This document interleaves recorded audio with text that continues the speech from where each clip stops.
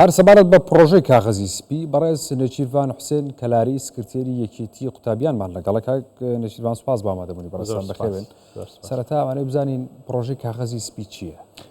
من بەر لەوە دەمەوێت پیرۆزبایی ساڵیادی داستانی پردێ بکەم کە چەند خولەکێکی ماوە ئێمە دەچین ئەو بەروارە کە هەفتەمین ساڵیادی داستانی مەزنی پردێ وەروە دڵنیام کە بەیانی خەڵکی دڵسۆزی کوردستان جارێکی تر داستانی پردێ بە شێوازێکی تر و لەو پرۆسە دیموکراسیەدا تۆمار دەکەنەوە بۆ هەموو دنیای دەسەلمێنن کە خەڵکی کوردستانێکی دەوێت کە وەک هەمیشە خاوەنی ئیرادە و بڕیاری سربەخۆی خۆی و کوردستانیانەی خۆی بێت.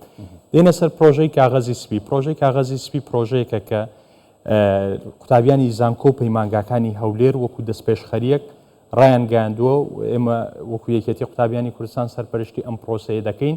مەبەستمانە کە بیر و بۆچوونی قوتابیانی سەرجەم بەشە جیاوازەکانی زانکۆ پەیمانگاکان وەربگرین و هەر بیرۆکەیەکیان هەیە لە سێکتەرە جیاوازەکان جاچ بەپێی پسپۆری خوێندنیان بێ یاخود بەپێی ئەو معریفەی بێ کە لە بوارە جیاوازەکان هەیەە بۆی بتوانین لە ڕێگەی ئەوە کارنامەیەک حازر بکەین.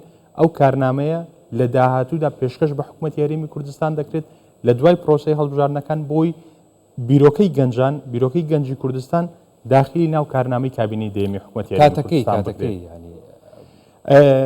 کاتی پرۆژەکە بۆچی ئێستا ئێمە دەستمان بەم پرۆژەیە کرد ئەگەر مەبەستی پرسیارەکەی جەنابەت ئەوە بێت ئێمە بەداخەوە بینیمان هەندێک لایەن جا بە تێنەگەیشتن بێت لە گەنج و نەخوێندنەوەی گەنج بێت یان هەڵە تێگەیشتن بێت لە گەنج و بیرکردنەوەی گەنجی ئەم سەردەمە بێت یاخود بە مەبەست و بە ئامانج بۆ بێئومێدکردنی گەنج بۆ ئەوەی کە گەنج بەشداری کەم بێت لەم پرۆسە سیاسی یاخود لە پرۆسەکانی داهاتوو ئێمە بە پێویستمانزانی هەم بۆ ئەوی پیشانی بدەین کە گەنجی هەرێمی کوردستان بە تایبەتی قوتابی زانکۆ پەیمانگاکان هەست بە بەرپرسیارەتی دەکات بەرامبەر نەتەوە و نیشتیمانەکەی و وەروە داهاتووی ژیانی خۆی و داهاتووی نیشتیمانەکەی خۆی خۆشەوێت هەم بۆ ئەوەی بەڕاستیش وەڵامێک بێت بۆ هەموو ئەو لایەنانە کە بڵێن نەخێر گەنج خاوەن بیرۆکەیە و دەتوانێت بیرۆکەکانی خۆی بخاتە سەر وەرەقە و ئەو بیرۆکانە نەخشە ڕێگای داهاتووی حکومڕانی ئەم وڵاتە دیاری دەکەن.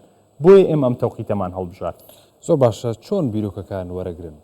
ئێمە لە ڕێگەی ئەو کاغەزە سپیانەوە کە ئێستش خستمانە ڕوو ئێمە لە 20 دانیشتنی جیاوازدا لەگەڵ نوێنەرانی 30 کۆلێژ و پەیمانگا و زانکۆ لە هەولێری پایتەخت وەکو دەستپێکێک بۆ پرۆژەکە دەستمان پێکرد. بیرۆکەکان هەر لەوێدا لەو گفتوگۆ کراوانەی کە لەگەڵ قوتابیان هەمان بوو قوتابیان بۆ خۆیان ئازادانە بیرۆکەکانی خۆیان خستە سەر کاغەز. ئێمە بیرۆکەکانمان وەرگرتووە لە قۆناغی یەکەمدا.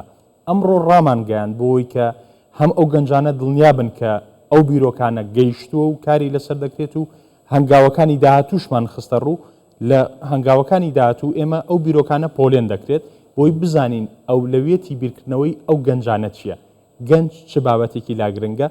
ئەجا دواتر ئەوە دەکەین بە کارنامەیەک و لە کۆتا هەنگاوی ئەم پرۆژەیەدا ئەو کارنامەیە دەبێتە کارنامەی پێشنیارکراوی قوتابیانی زانکۆ و پەیمانگاکانی هەولێر و پێشکەش بە حکوومەتی هەرێمی کوردستان دەکرێت بەو نیەتەی بەو ئامانجەی کە بەشێک لە خاڵەکانی ئەو کارنامەیە لە ناو کارنامەی کابینەی دەیەمی حکوومەتی هەرێمی کوردستان جێگەی بکرێتەوە. ڕۆژەکەتان زۆر جوانە کاک نەچیروان. بیرۆکەیە سەرەتا لە چیەوە هات چۆن بوو؟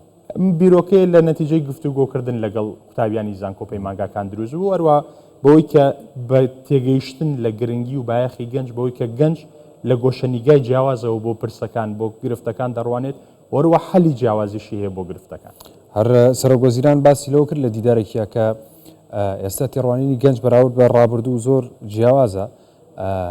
پێ دوایە سوود لە توانا و بیرۆکەکانی گەنجا وەربگیرێت لە کابینەی داهاتوودا بە سەرۆکایەتی مەسرور بارزانی؟